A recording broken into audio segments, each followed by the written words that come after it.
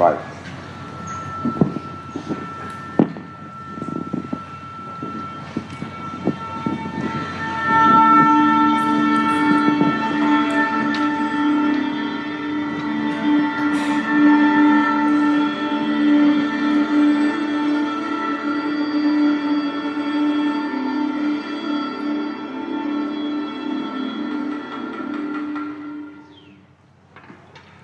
The sense of hearing is accomplished by a process known as auditory transduction. The ear converts sound waves in the air into electrical impulses, which can be interpreted by the brain.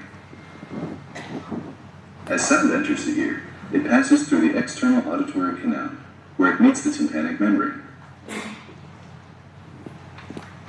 The tympanic membrane then vibrates in response to the sound.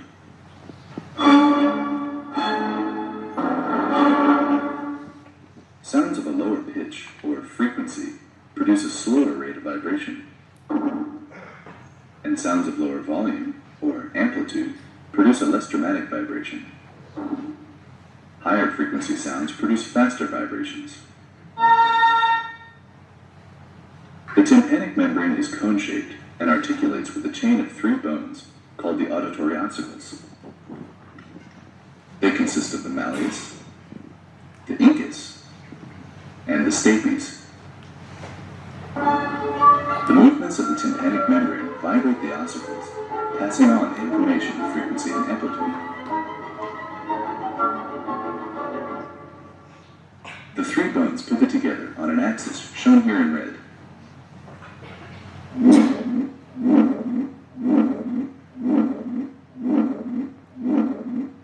The pivotal axis is due to a series of ligaments which hold the bones in place within the middle ear cavity. The anterior malleal ligament and the posterior incubital ligament are of particular importance for the pivotal axis. 2 structures which normally obscure this view of the middle ear have been removed. They are the chordae tympani nerve and the tendon of the tensor tympani muscle. Through the ossicles, the vibrations of the tympanic membrane are transferred to the footplate of the stapes.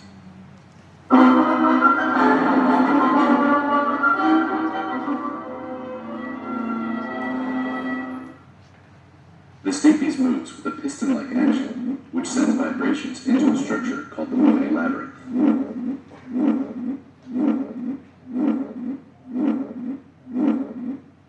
The labyrinth is filled with a fluid called perilymph. If it were a completely closed and inflexible system, the movement of the stapes would be unable to displace the perilymph, and therefore unable to send vibrations into the bony structure.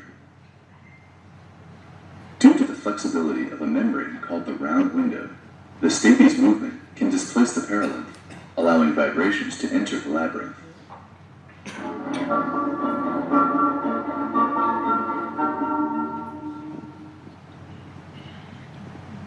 The corridor leading to the round window is found within the spinal portion of the bony labyrinth known as the cochlea.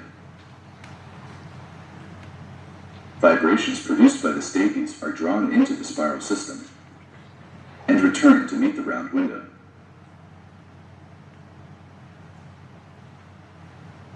The portion of the spinal passage in which vibrations ascend to the apex of the cochlea is called the scala vestibuli. The descending portion of the passage is called the scala tympani. A third structure, called the cochlear duct, is situated between the scala vestibuli and the scala tympani. The cochlear duct is filled with a fluid called endolymph, and when viewed in cross-section, the membranes separating the 2 fluid-filled systems are visible. They are Reissner's membrane and the basilar membrane. The membranes are flexible and move in response to the vibrations traveling up the scala vestibuli. The movements of the membranes then send vibrations back down to the scala tympani.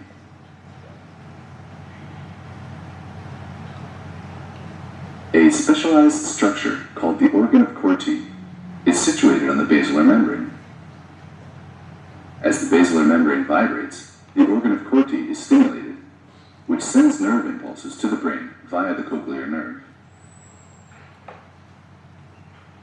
The actual nerve impulse impulses are generated by specialized cells within the organ of Corti called hair cells. The hair cells are closely covered by a structure called the tectorial membrane. As the basilar membrane vibrates, the tiny clusters of hairs are bent against the tectorial membrane, triggering the hair cells to fire. The entire basilar membrane does not vibrate simultaneously. Instead, specific areas along the basilar membrane move variably in response to different frequencies of sound. Lower frequencies vibrate the basilar membrane closer to the apex of the cochlea, whereas higher frequencies produce vibrations closer to the base. This arrangement is known as tonotopic organization.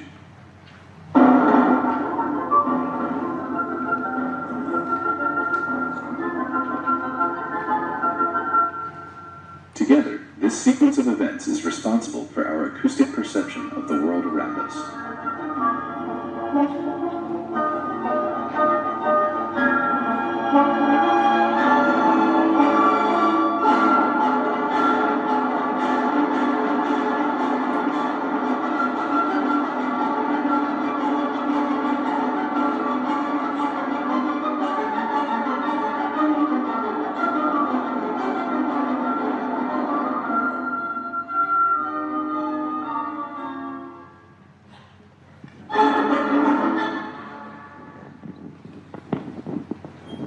This film has shown us many structures. We've seen the external ear, and we need to enrich our information in the external ear. We've seen the tympanic membrane, and we need to know as much as we can on the tympanic membrane because of perforations, because of bulging, because of problems of middle ear. We have seen the ossicles, we've seen the middle ear.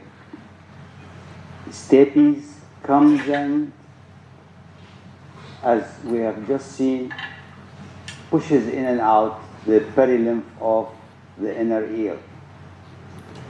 Now that is going to be the start of our lecture, talking about the inner ear. Before we lose time, I would like to show you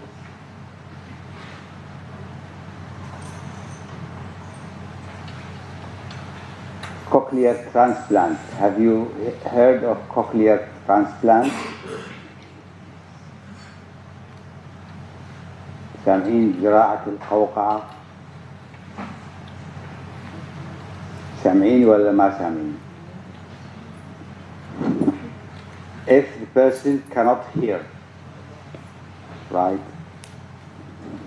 But on one condition, and that is that the vestibulocochlear nerve is working well. So bypassing the external ear, bypassing the internal ear, and bypassing the ossicles, the artificial cochlea is going to introduce sound waves into the endolymph, and it's a wire that is going to be pushed into the 2.5 terms. It fits very young babies and it fits young people, different kinds of people. Okay? What is it made of? This is the artificial cochlea. ها هي القوقعة، زراعة القوقعة. هذا السيستم is going to be inserted into the patient. في wire. The wire is going to be introduced by an operation, okay, through the posterior part of the external ear. This wire is going to be introduced through the bone of the skull, goes into the middle ear, okay?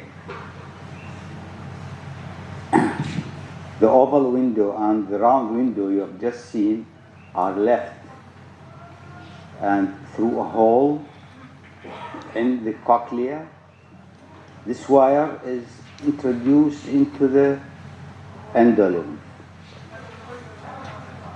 okay? Not really to the top, 80% of the pathway. Now, this wire is connected to a receiver, and transmitter and speech processor and a microphone. Now, the receiver and stimulator is inserted under the skin or under the scalp, okay? Because it's connected to the wire, and the transmitter and the speech processor, the patient is going to wear externally. Now, when we speak, this system is going to pick up speech, and it is going to change it into electric impulses and takes it into the cochlea to stimulate the organ of corti. The question is, and it is a hard question, when I say a question, is this person going to hear a question? The answer is no. He's going to hear something else. And you need to teach this patient who has a cochlear transplant, to teach this patient the word question is heard this way. So the patient is learning a new language. It takes months to teach the person this new language. It is not as easy as this patient is going to hear the same words that we speak. This was introduced several years ago. It is not a difficult procedure, but still it needs skill, and this is one of the recent advances of improving hearing. It does not fit any patient. Does not fit any patient. Only selected patients who are fit for this operation. فهذه هي زراعة القوقعة. لما تسمع زراعة القوقعة شو بتتصور؟ تتصور أنه this cochlea is going to be replaced. No, it's not going to be replaced. You go directly stimulate the organ of corti, to stimulate the cochlear nerve, which is going to pick the messages to the brain. So it's important that I talk about this before we lose time.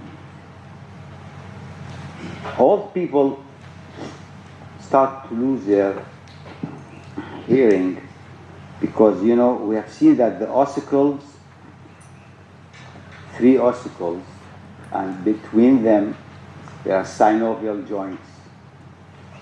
Synovial joints have a capsule, a cartilage, ligament, just like any other synovial joint. Now, in old age, there are problems of synovial joints, and this problem will inflict the ossicles as well. So they don't move well, or they stop moving.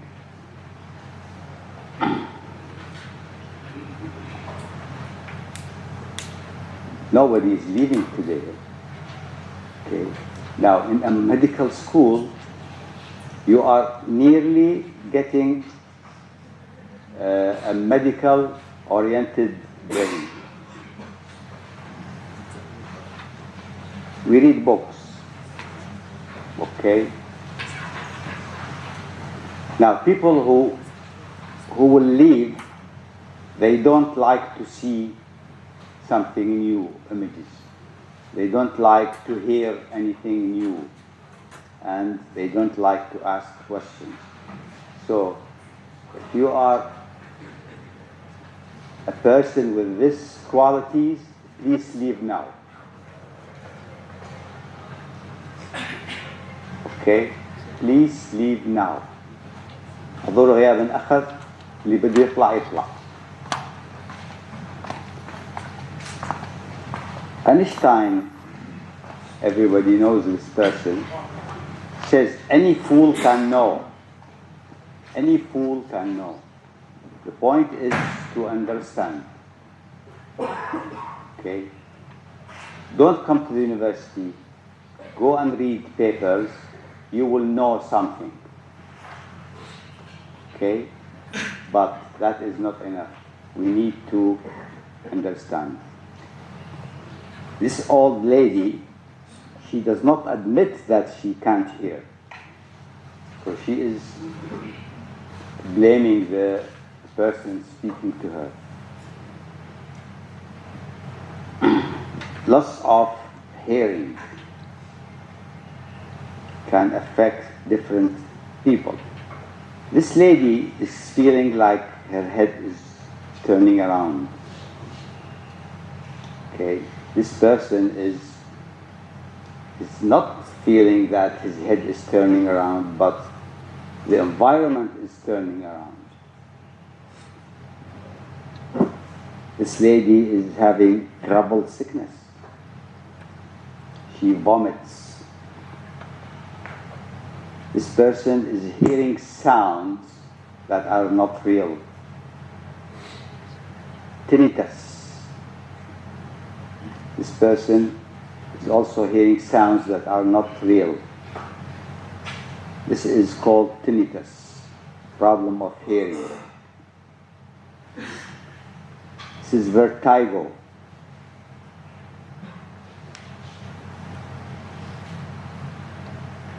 And the patient comes and says, I have pain behind my eye. So what's the problem, and what's the story of this problem? The best example is that here is a cave.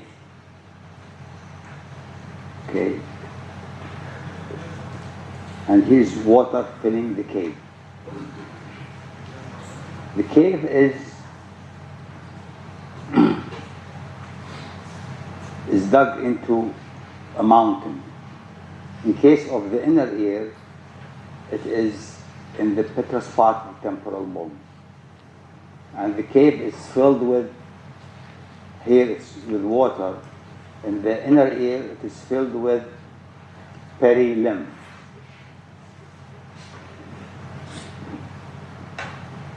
Now that is the outer system. The inner system is here, it is a pipe. In the inner ear, it is the membranous labyrinth. Inside the perilymph of the cave of the temporal bone. Inside these pipes, we have receptors. Okay? Pipes contain endolymph, and pipes contain receptors. So the rock is represented by the petrous part of the temporal bone. The water is the perilymph, The door to the cave is the oval window. And this is an image of the three parts of the inner ear. The middle part, receiving the oval window, receiving the stapes, is called the vestibule. And from the vestibule, two systems are attached, the cochlea and semicircular canal. We have seen that the cochlea is for hearing, semicircular canals are for balance. This is a figure. That's the cochlea we have just seen, and you see two colors. The brown one is the cave dug in the petrous part of temporal bone and contains perilymph, and then the membranous part, which is covered by endolymph. And then you see the semicircular canals. That's the vestibule, which contains two sacs, the utricle and saccule.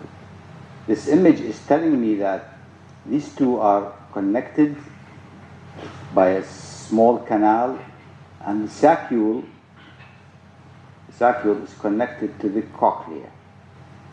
The utricle is connected to the semicircular canals, and if you look at the saccule, you can see that there is an area, a thick area, a plaque, and we can see another one in the utricle, and you can see triangular ones in dilatations of the semicircular canals. These thickening, they hold hair cells, and you have just seen the hair cells.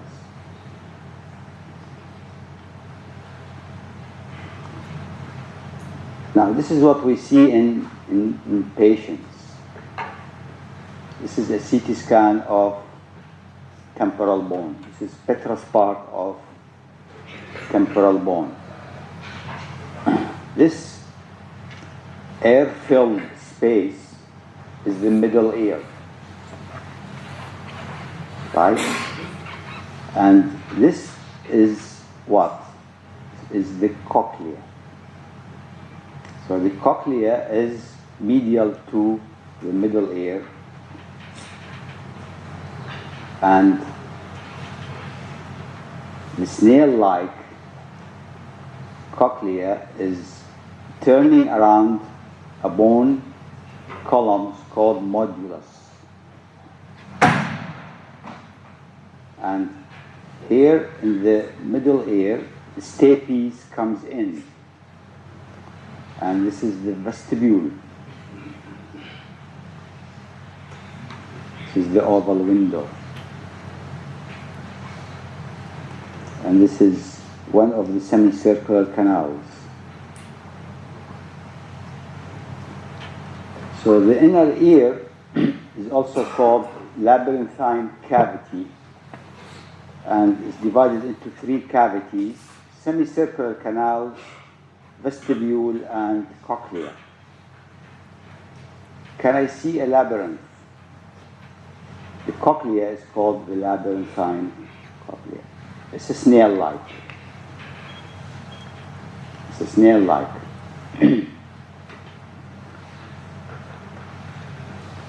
This snail-like has a cavity.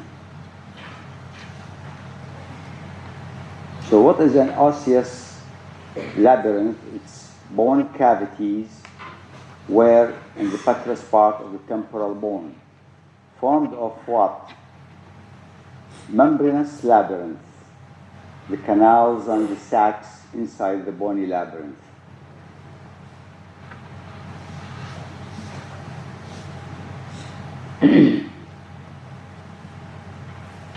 This is the vestibule containing the utricle and saccule. That's the utricle, and this is the saccule. Utricle, which is a membranous sac, is connected to the semicircular canals. The saccule is connected to the cochlea. Now, these dilatations at the base of the semicircular canals are called ampulla, and they contain the receptors, the hair cells. So the vestibule, it's an oval central portion of the bony labyrinth, contains two sacs called utricle and saccule. They are connected by a small duct. That's the vestibule. This is the utricle and this is the saccule. Two membranous sacs inside the vestibule. This is the oval window. The oval window receives the stapes, the foot of the stapes, and it goes in and out, as we have just seen, and pushes the perilymph. So creates a wave in the perilymph. The film was telling me that when the foot of the stapes goes in and out, cannot, because it's a closed. So we need something so that the wave will die out. And this is supplied by the round window. The round window is made of a membrane called secondary tympanic membrane. When the oval window is pushed in, the round window is pushed out towards the middle ear.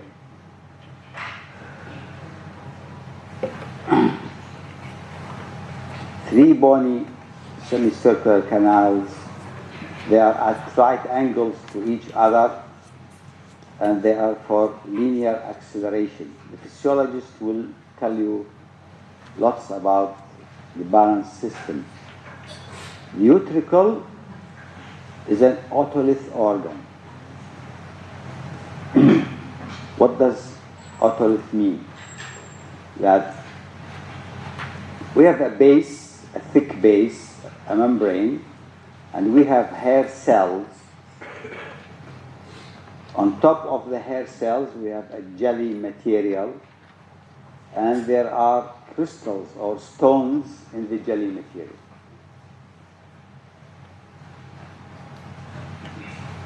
Okay, this is the larger of the two sacs and registers acceleration. Yani, if you are sitting in a car, your head is not moving this way or this way or this way. You are sitting straight and the car is moving. How do you feel the car is moving? It is the otolith organ which is telling you this. The vestibule also contains saccules. The saccule is also an otolith organ. And this is smaller, and it is next to the cochlea. This is the vestibule. Of course, this is the middle ear. This is the cochlea.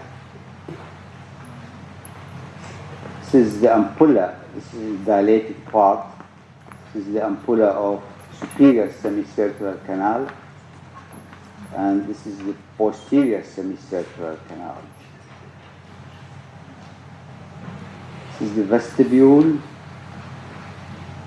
This fluid, the endolymph, is not lifelong present in our ears. Okay, it is drained into the subarachnoid space and it is replenished. This is dilated, the colored part. This is the foot of the stapes with an annular ligament, and this is the vestibule. Now here is the thickening part in the utricle. and also the thickening part of the saccule. They are at right angles to each other. They form the base. And this is called the macula. The utricle and the saccule has thickened area called macula. Utricle and in the saccule. They are perpendicular to each other and consist of two kinds of cells, supporting cells and hair sensory receptors. They secrete thick gelatinous glycoprotein material. It's called the otolith membrane. Otolith is calcium carbonate crystals. Here is a diagram of an otolith organ. We have these hair cells with cilia, right? And then we have supporting cells holding the hair cells in place. And this is the gelatinous material where the cilia of hair cells are present. And on top of this gelatinous matrix, we have otoliths, stones of calcium carbonate.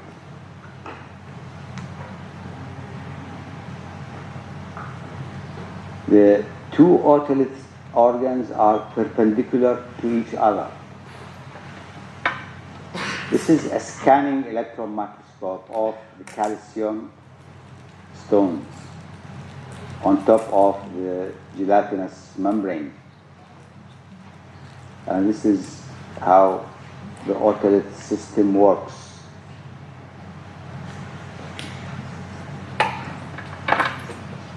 Back to the cochlea. It's a coiled bony and spiral canal, resembles a snail, makes almost 2.5 to 3 turns around what? The central bony core, called the modulus. In this CT scan, this is the basal turn, and this is the modulus, the pillar in the middle of the cochlea. This is the vestibule. These are semicircular canals. This is the basal turn, and this is the modulus. More sections of the CT scan of the cochlea. This is the basal turn of the cochlea, the largest one. And we have seen that the medial wall of the middle ear is projection of what? The basal turn of the cochlea. And this bony pillar is called the modulus. Again, the same situation. In this section we see this is a real thing, not a drawing. You can see that the cochlea has turns, and the middle of the cochlea we have the modulus. This is the temporal bone, and you can see here is the 2.5 turns of the cochlea. What is inside this bony labyrinth? What is inside this snail structure? If we see a cross section, this is what we are going to see. This is the modulus, the bony pillar. This is the center of the cochlea, and it is called the modulus. What are these shelves?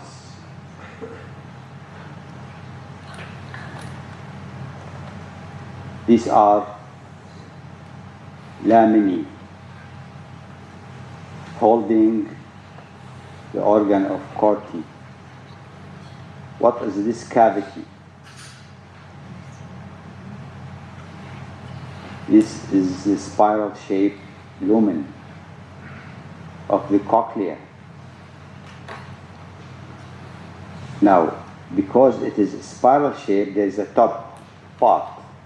This top part is called helicotrema.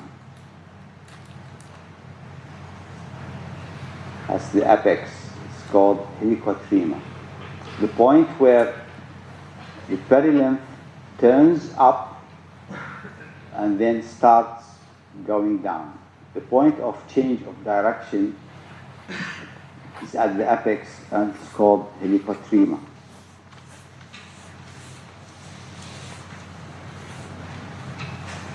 What is the helicotrema? It's the apical end of the cochlea. Connects scala vestibuli and scala tympani, something we are going to see. The brown part is the bone, the white part is the cave containing perilymph, and the blue part is the membranous structure. You can see that the shape of the membranous structure is not the same as the bony structure. Now this is the oval window. Stapes is attached to it. It's going to go in and out, in and out.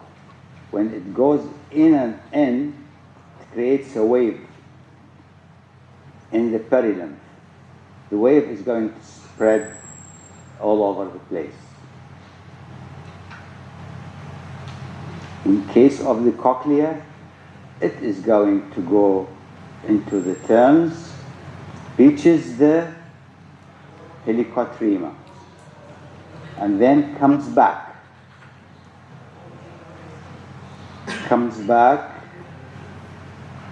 and pushes the membrane, the secondary tympanic membrane of the round window, pushes it into the middle ear.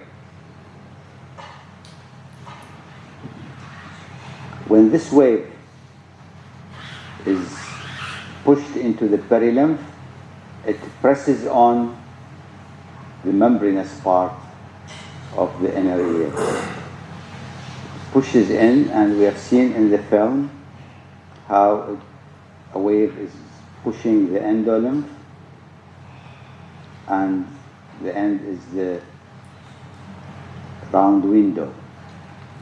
If you open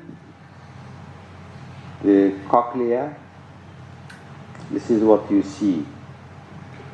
Now let us see a cross-section of the cochlea.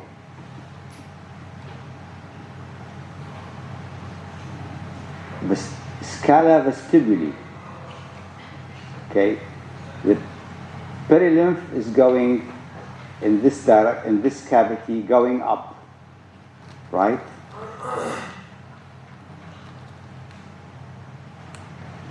It's above the cochlear duct, starts at the oval window, is filled with perilymph, and reaches the apex of the cochlea.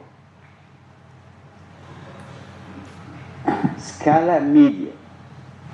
Scala media contains endolymph and contains the organ of Corti, which is the receptor system of hearing. This is the heart of the inner ear. Now in the cochlea we have cochlear duct. It's called scala media. It's a membrane tube. It's a continuation of the membranous labyrinth coming from the utricle. It's filled with endolymph. Then when the perilymph comes down after reaching the helicotrema, comes down, going to the round window, this is called scala tympani. And scala tympani is below the cochlear duct, ends at the oval window filled with perilymph. Okay, So we have cochlear duct, scala media, continuation of the membranous labyrinth filled with endolymph, scala vestibule, above the cochlea, starts with the oval window, and scala tympani below the cochlear duct, ends at the round window. Here is the organ of Corti.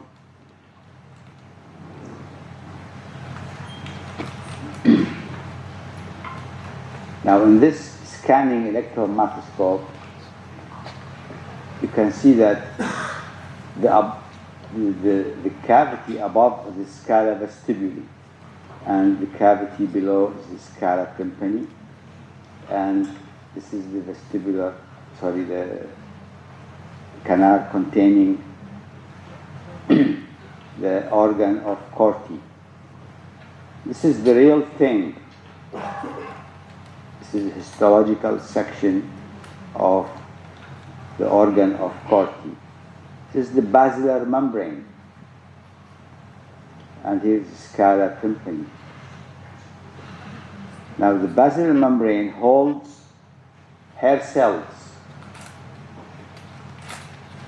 That's the inner hair cells, 3 rows of hair cells with cilia, and the outer containing the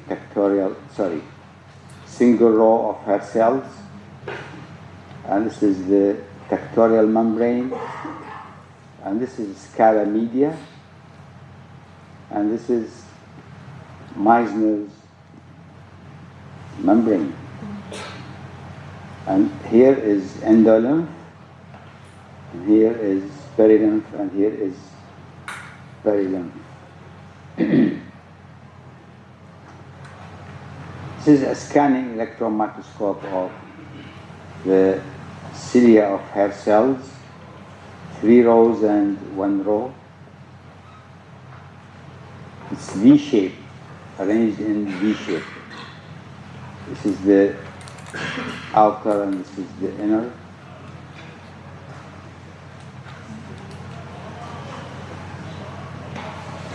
Hair cells are held by supporting cells, and this is the outer hair cells, 3, set of 3, and the inner hair cells is a set of 1. Here is the hair cells held in place by supporting cells.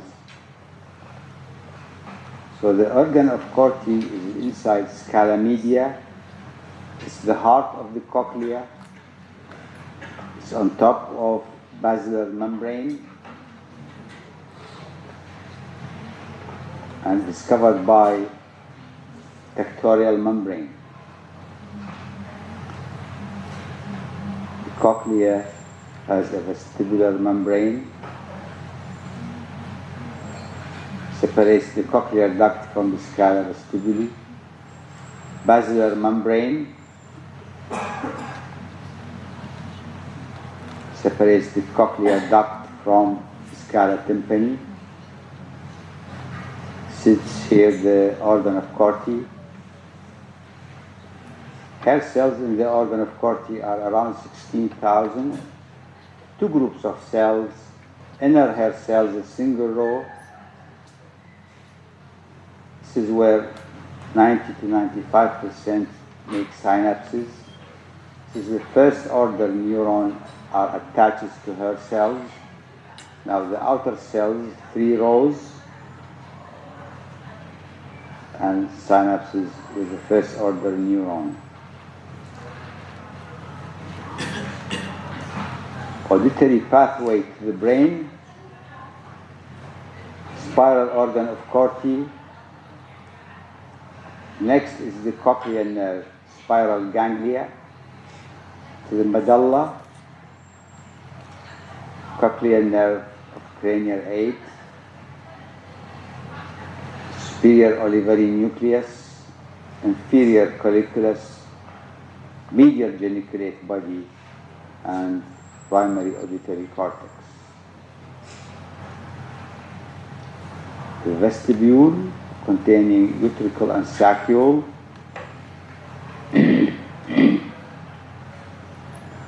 the ampullae of semicircular canals,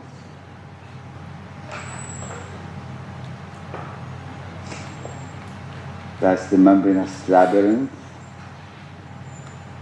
Semicircular canals are three.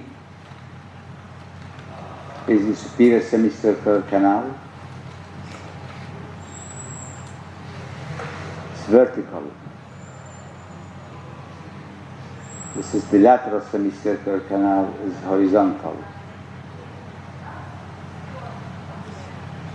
And this is the posterior semicircular canal, is vertical. So we have two vertical semicircular canals and one horizontal.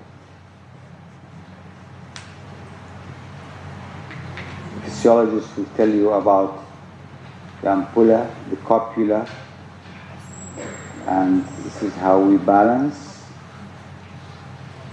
hair cells. This is a scanning electron microscope of hair cells.